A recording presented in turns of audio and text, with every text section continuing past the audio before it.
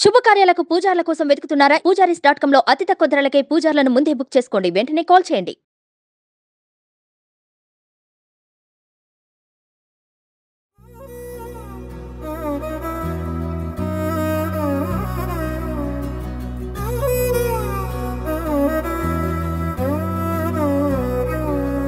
నిజగరి మగ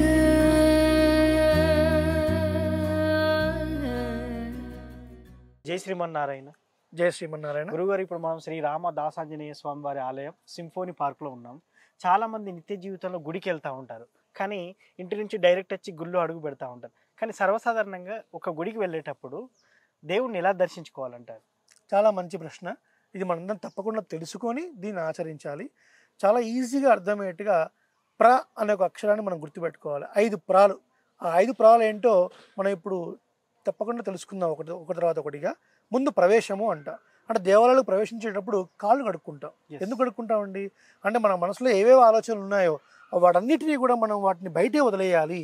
ఆ వదిలేసి పాదపక్షణాల తర్వాత మన మనసులో పరమాత్మనే ధ్యానిస్తూ ఆయన విషయాన్నే తెలుస్తూ వెళ్ళాలి. మనం పాదపక్షణాలు చేసుకుందాం.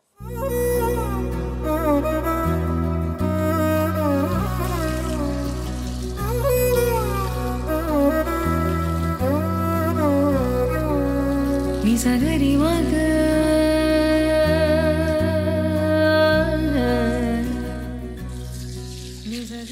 ఇలా పాదపక్షాలు చేసిన తర్వాత చాలా మంది తల మీద నీళ్ళు చల్లుకుంటారు. పుండరీకాక్షాయ నమః, పుండరీకాక్షాయ నమః, పుండరీకాక్షాయ నమః అని చదువుకుంటాం. పుండరీకాక్షుడు అంటే శ్రీమన్నారాయణుడు అర్థం. ఆయన నామాన్ని తలుచుకోవడం వల్ల మనం పవిత్రం అయిపోతున్నాం. అపవిత్రః పవిత్రోవా సర్వావస్థాన్ గతోపివా యః స్మరేత్ పుండరీకాక్షం సబాహ్యాభ్యంతర శుచి అంటారు. అంటే ఏ పరమాత్మ నామాన్ని మనం స్మరించడం వల్ల లోపల బయట మనం శుద్ధి పొందుతున్నామో ఆ పరమాత్మని తలుచుకొని 3 సార్లు మనం తీర్థాన్ని నీటిని ప్రోక్షణ చేసుకుంటాం. అలా మనం మొదటి చూస్తాం, ప్రవేశము అన్నాం. పాదాలు కడుక్కోవడం వల్ల అన్నిటినీ బయటే వదిలేస్తున్నాము. ఇప్పుడు లోపలికి మనం వెళుతున్నాం. గురుగారు, గుడిలో మనం అడుగు పెట్టిన తర్వాత కాలు కడుక్కున్న తర్వాత మొదటి ద్వారం ఏదైతే ఉందో అప్పుడు కుడికాలే పెట్టాలంటారా? విశేషంగా మనం ఎక్కడికి వెళ్ళినా, ఒకరింటికి వెళ్ళినా సరే, మనం దేవాలయాలకు వెళ్ళినా కుడికాలు శుభప్రదం అని చెప్తారు కాబట్టి అలాగే మనం వెళుతూ ఉండాలి. సో పాదపక్షాలు అయిపోయింది. ఇప్పుడు మనం ప్రదక్షిణ అంటే ఏంటి? మనము పరమాత్మకి చుట్టూ పరిక్రమణ చేస్తూ ఉన్నాం. ఇలా మనం చేస్తూ ఉన్నప్పుడు పరమాత్మ ఎప్పుడూ మనకు రైట్ సైడ్లో ఉంటారు కదండి. సో అలా దక్షిణ పురస్సరంగా మనం చేస్తూ ఉన్నాం. ప్రదక్షిణ మనకు దక్షిణం రైట్ హ్యాండ్ సైడ్లో పరమాత్మ ఉన్నాడు. చాలామంది అంటారు నాకు పలానా ఎంపీ రైట్ హ్యాండ్, పలానా ఐజీ రైట్ హ్యాండ్ అంటారు. ఎవరు మనకు రైట్ హ్యాండ్ అండి అంటే పరమాత్మే మనకు రైట్ హ్యాండ్. ఇలా పరిభ్రమణం ప్రదక్షిణ చేయడం వల్ల ఏమవుతుంది అంటే గుడిలో ఉన్నటువంటి చక్కటి కాస్మిక్ ఎనర్జీ, వేద మంత్రాలతోని ఇక్కడ చేసేటువంటి ఒక కార్యక్రమం, ఆ ఎనర్జీ అంతా ఈ ప్రాంగణంలో ఉంటుంది. ఈ ప్రాంగణంలో ఎనర్జీ మనం ప్రదక్షిణ చేస్తూ ఉండటం వల్ల అది మన శరీరాన్ని తాకి మన మనస్సును తాకుతుంది, మన మనసులో ఉన్న దోషాలను తీసివేస్తుంది. అందుకనే మనం ప్రదక్షిణలు చేస్తాం. మనం ప్రదక్షిణ గురించి మాట్లాడుకుంటున్నాం సార్. చాలా మంది ప్రదక్షిణలు 3 చేస్తారు, 21 చేస్తారు, ఇలా 108 కూడా చేస్తారు. అసలు ప్రదక్షిణలు ఎన్ని చేయాలి? చాలా మంచి ప్రశ్న ఇది. మనము ఇందాక ప్రవేశం చేసాం. ప్రవేశం చేసిన తర్వాత ఆ దేవాలయంలో ఎవరైతే క్షేత్రపాలకులు ఉంటారో, ఉదాహరణకి తిరుమల తీసుకున్నారనుకోండి, అక్కడ ఆంజనేయ స్వామి క్షేత్రపాలకుడు. ఆ క్షేత్రపాలకుడిని ఒకసారి నమస్కరించి ఆ తర్వాత ధ్వజస్తంభం దగ్గరకు వచ్చి ఆ ధ్వజస్తంభం దగ్గర ఒకసారి మనం నమస్కారం చేసి ప్రదక్షిణలు ముఖ్యంగా 3 చేయాలి అని చెప్తారు. అంతకన్నా ఎక్కువ ఎన్ని చేసినా కూడా వాళ్ళ యొక్క మొక్కులకు అనుగుణంగా వాళ్ళు చేస్తున్నారు. కానీ 3 ప్రదక్షిణలు మనకు వేద ఇతిహాసంలో ఆగమాల్లో చెప్పబడ్డాయి. ఏమిటి 3 ప్రదక్షిణలు? తీర్థం కూడా 3 సార్లు ఇస్తారు. ఎందుకు 3 సార్లు అంటే ఆ 3టికి ఒక సిగ్నిఫికెన్స్ ఉందండి. మనము దేవాలయానికి వచ్చేది పరమాత్మను సేవించడానికి. అలా వచ్చినటువంటి ప్రతి వారికి కొన్ని రకాలైనటువంటి తాపములు ఉంటాయి. తాపము అంటే వేడి, బాధ అని అర్థం ఉంది. ఏమిటి ఆ తాపము అంటే 3 ఉన్నాయని చెప్తాం కదా, తాపత్రయము అంటాం. ఆది భౌతిక, ఆధ్యాత్మిక, ఆది దైవిక. సో ఆది అంటే నార్మల్ ఆది కాదు, ఆది ఒత్తి పలకాలి. ఆది ఆత్మిక, ఆధ్యాత్మిక. ఈ ఆధ్యాత్మిక తాపములు అంటే ఆధ్యాత్మికమైనటువంటి బాధలు 2 ఉంటాయి. ఒకటి మనసుకు, ఒకటి శరీరానికి. అంటే శరీరానికి వచ్చేటువంటి జ్వరాలు, ఇంకా ఏదైనా, ఇవన్నీ కూడా ఒక రకమైన బాధలు. అలాగే ఆత్మకున్నటువంటి కొన్ని బాధలు ఉంటాయి, ఈర్ష్య, అసూయ, ద్వేషము, ఇలాంటివన్నీ. సో ఇవన్నీ నశించిపోవడానికి కోసం ఒక ప్రదక్షిణ, ఆధ్యాత్మిక బాధలు తొలగిపోవటం. అలాగే ఆది అంటే భౌతికంగా కొన్ని జంతువుల ద్వారా, అలాగే ఇంకా కొన్ని భూతముల ద్వారా, ఇంకా వాటి ద్వారా మనకు కొన్ని ప్రమాదాలు వస్తూ ఉంటాయి. అవన్నీ నశించిపోవడం కోసం ఒక ప్రదక్షిణం. ఆ తర్వాత మిగిలింది ఆది దైవికంగా మనకు వచ్చేటువంటి కొన్ని కష్టాలు, అతివృష్టి, అనావృష్టి, మనకు తుఫాన్లు వస్తూ ఉంటాయి. ఫారిన్ కంట్రీస్లో టోర్నడోస్, హరికేన్స్ ఇవన్నీ వస్తున్నాయి. సో వీటివన్నీ కూడా ఆది భౌతిక, ఆధ్యాత్మిక, ఆది దైవికలో ఇలా ప్రకృతి పరిణామాలన్నీ కూడా ఆది దైవిక అని చెప్తారనమాట. కాబట్టి ఈ 3 తాపత్రయములు ఏవైతే ఉన్నాయో ఇవన్నీ తొలగిపోవాలి కాబట్టి 3 ప్రదక్షిణాలు చేస్తున్నాం. ప్రవేశం చూసాము, అలాగే ప్రదక్షిణ చూసాము, తర్వాత ప్రస్తుతి అన్నప్పుడు మూల విరాట్కి ఎదురుగా ఎవరైతే సన్నిధి ఉంటుందో, అంటే గరుత్మంతుడి సన్నిధి కావచ్చు, ఆంజనేయ స్వామి సన్నిధి కావచ్చు, అలాగే మీరు శివాలయానికి వెళ్ళినప్పుడు నందీశ్వరుడు ఉంటారు, అక్కడ కూడా నమస్కారం చేయటం. ఆ తర్వాత మూల విరాట్ను చూసుకునే ముందు అక్కడ దేవాలయాల్లో ఆళ్వార్ల సన్నిధి అని ఉంటుంది. భగవంతుని యొక్క కళ్యాణ గుణంలో పూర్తిగా అనుభవించినటువంటి వారు పరమ భక్తులు, వారిని ఒకసారి నమస్కారం చేసి వారికి ఆ తర్వాత మనం మూల విరాట్ దగ్గరికి వచ్చి పెద్దల ద్వారా ఆయా భగవంతుని గురించినటువంటి కొన్ని శ్లోకాలు, ఉదాహరణకి మనం వెంకటేశ్వర స్వామి గుడికి వెళ్ళామనుకోండి, వెంకటాద్రి సమస్థానం బ్రహ్మాండే నాస్తికించిన వెంకటేశ సమోదేవో నా భూతో నా భవిష్యతి అంటారు. ఇక్కడ ఉన్న స్వామి శ్రీరామదాస ఆంజనేయ స్వామి వారు. మన ఇక్కడికి వచ్చినప్పుడు ఈ స్వామిని మనం ప్రార్థన చేయాలి. గోష్పదీకృత వారాసిం మశకీకృత రాక్షసం రామాయణ మహామాల రత్నం వందేరినాత్మజం అని మనం ఇక్కడ ప్రార్థన చేస్తున్నాం. ఏమిటి ఇక్కడ అంటే 100 యోజనాల సముద్రాన్ని ఆవు గిట్ట మోపేంత ప్రదేశంగా అవలీలగా దాటినటువంటి వాడు స్వామి హనుమ. 100 యోజనాలంటే అప్రాక్సిమేట్లీ 1300 కిలోమీటర్స్.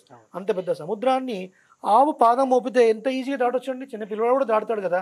అంత అవలీలగా దాటిన స్వామి మశకీకృత రాక్షసుల్ని మనం దోమలు పెడతాం, కొట్టి చంపుతాం చూసారా, అలాగా దోమల్ని నశింపజేసిన స్వామి రామాయణ మహామాల. ఒక రామాయణాన్ని పూర్తి ఒక మాలగా అనుకుంటే మధ్యలో ఉన్నటువంటి పెండెంట్ రత్నం లాంటి వాడు స్వామి హనుమ. అలాంటి స్వామిని మనం ప్రార్థన చేస్తాం.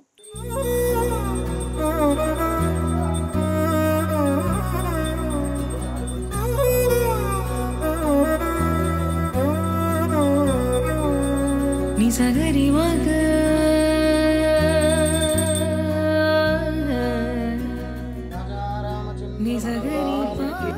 ఇప్పటి వరకు మనం 4 ప్రాలు చూసామండి. ప్రవేశం, ప్రదక్షిణం, ప్రస్తుతి, ప్రార్థన. ఇక్కడ చివరిది ప్రసాదము. ఈ ప్రసాదంలోనే తీర్థము, షటగోపము, ప్రసాదము వస్తాయి. ఎందుకు తీర్థం తీసుకోవాలి? అకాల మృత్యుహరణం, సర్వ వ్యాధి నివారణం, సమస్త పాపక్షేకరం శ్రీ రామదాస ఆంజనేయ స్వామి వారి పాదోదకం పావనం శుభం. అకాల మృత్యుహరణం, అకాలంగా వచ్చే మృత్యును తీసేస్తుంది. సర్వపాప క్షేకరం, అన్ని పాపాలని తీర్చేస్తుంది. కాబట్టి మనం తీర్థాన్ని సేవిద్దాం ఇప్పుడు.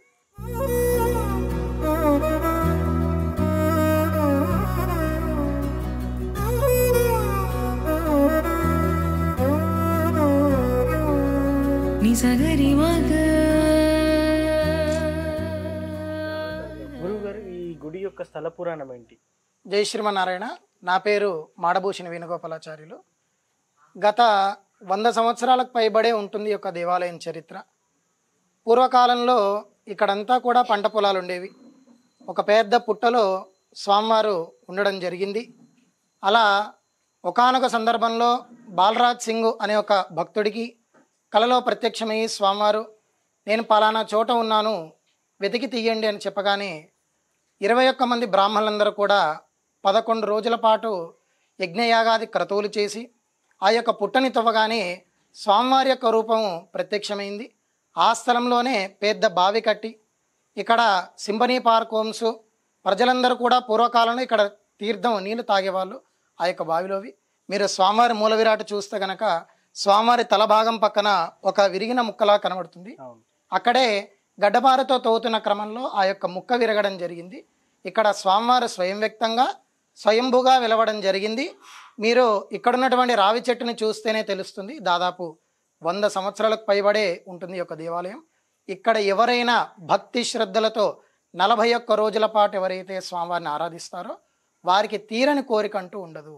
ఈ యొక్క దేవాలయం పేరే చాలా విచిత్రంగా ఉంటుంది. సాధారణంగా ఎక్కడ చూసినా అభయాంజనేయ స్వామి దేవాలయం, వీరాంజనేయ స్వామి దేవాలయం, భక్తాంజనేయ స్వామి దేవాలయం చూస్తుంటాం. కానీ ఇక్కడ చూస్తే కనుక శ్రీరామదాస ఆంజనేయ స్వామి దేవాలయం, అంటే రామచంద్రమూర్తి యొక్క దాసైనటువంటి హనుమంతుడు ఎప్పుడైతే శ్రీరామదాస్ అని ఎవరైతే పిలువబడతారో వాళ్ళందరికీ కూడా అనేక సకల శుభాలు కలగజేస్తుంటాడు స్వామి హనుమ. ఇక్కడ చాలా విశిష్టమైనటువంటి దేవాలయం. ప్రతి ఒక్కరు కూడా ప్రతి ఒక్క కార్యక్రమం ఇక్కడ విశేషంగా జరుగుతూ ఉంటుంది. తద్వారా సకల జనులందరూ కూడా అనేక రకాలుగా స్వామివారి యొక్క అనుగ్రహానికి పాత్రులయ్యారు. అలా ఇక్కడ ఈ యొక్క స్థల పురాణం అనేది చెప్పడం జరుగుతుంది. 1982లో ఈ యొక్క దేవాలయం అనేది స్థాపించడం జరిగింది. అలా దినదినాభివృద్ధిగా అప్పట్లో ఎటువంటి స్వామివారికి నీడలాగా ఏది ఉండేది కాదు. గత కొన్ని 4 సంవత్సరాల నుంచి ఈ యొక్క ఆలయం దినదినాభివృద్ధిగా అవుతుంది. తద్వారా ఒక్కొక్క కార్యక్రమం దిగ్విజయంగా అంగరంగ వైభవంగా స్వామివారి యొక్క కార్యక్రమం జరుగుతుంది. మీరందరూ కూడా సుమన్ టీవీ యాజమాన్యానికి, సుమన్ టీవీ చూసే ప్రజలందరికీ స్వామి హనుమ పరిపూర్ణ అనుగ్రహం కలగాలని మా ద్వారా తెలియజేస్తున్నాం. స్వస్తి. దాసాంజనేయ స్వామి వారి స్థల పురాణం గురించి చాలా చక్కగా వివరించారు గురుగారు. Thank you so much. ధన్యవాదాలు. తీర్థం తర్వాత షడగోపం తీసుకుంటాం. ఏమిటి షడగోపము అంటే? షఠము అనే వాయువుని కోపించిన వారు నమ్మాళ్ళవార్లు, వారు భగవంతునికి పాదుకా స్థానీయులు. కాబట్టి ఆ షడగోపాన్ని మనం తీసుకోవడం వల్ల పరమాత్మ యొక్క అనుగ్రహం మనకు కలుగుతుంది, ఆయనకు సంబంధించిన భక్తి మనకు కలుగుతుంది. అది షడగోపంలో ఉన్నటువంటి అంతరార్థం. ఇకపోతే చివరిది మనందరికీ ఇష్టమైనది ప్రసాదం. ప్రసాదయతి ఇది ప్రసాద. ఏది తీసుకోవడం వల్ల మన మనసు నిర్మలం అవుతుందో దాన్ని ప్రసాదం అంటాం. ఇంట్లో పులిహోర చేస్తామండి, అప్పటిదాకా పులిహోర, పరమాత్మ నివేదన చేయగానే ప్రసాదం అవుతుంది. అట్లా ఏదైనా అంతే. కాబట్టి ఏది తీసుకోవడం వల్ల మన మనసు నిర్మలం అవుతుందో దానికి ప్రసాదం అని పేరు. కాబట్టి భగవంతుడు మనం ఎన్ని కేజీలు చేసినా ఆయన ఆరగించిన తర్వాత అదేమీ తగ్గదు. ఏం చూస్తాడు ఆయన? మనం ఎంత ప్రేమతోని భక్తితోని ఆ ప్రసాదం చేశాము, ఆయన పూజ చేశాము, ఆ పై లేయర్ మాత్రమే ఆయన చూస్తాడు తప్ప ప్రసాదం నేరుగా స్వీకరించాడు. అలా పరమాత్మ చూపులు పడినటువంటి దాన్ని ప్రసాదము. దాన్ని మనం స్వీకరించడం వల్ల మన మనసులో అనేక దోషాలు పోయి చక్కటి పరమాత్మ యొక్క అనుగ్రహం మనకు కలుగుతుంది. ఇది సూక్ష్మంగా ప్రవేశం, ప్రదక్షిణం, ప్రస్తుతి, ప్రార్థన, ప్రసాదం. 5 ప్రాల గురించి ఇంత అర్థం పరమార్థం ఉంటుందని ఎవరికి తెలియదు. దాని గురించి పూర్తిగా వివరించినందుకు థ్యాంక్ యూ. అనేక మంగళాశాసనాలు. సమస్త సన్మంగళాన్ని భవంతు. జయ శ్రీరామ్. జై శ్రీరామ్. అసలు గుడికి వచ్చినప్పుడు ఎలా రావాలి, ముందుగా ఏం చేయాలి, ఆ తర్వాత ముగింపు ఎలా ఉండాలనేది 5 ప్రాల ద్వారా గురువుగారు చాలా చక్కగా చెప్పారు. ఇది వాటి కార్యక్రమం. మరో కార్యక్రమంలో మళ్ళీ కలుద్దాం. Thank you.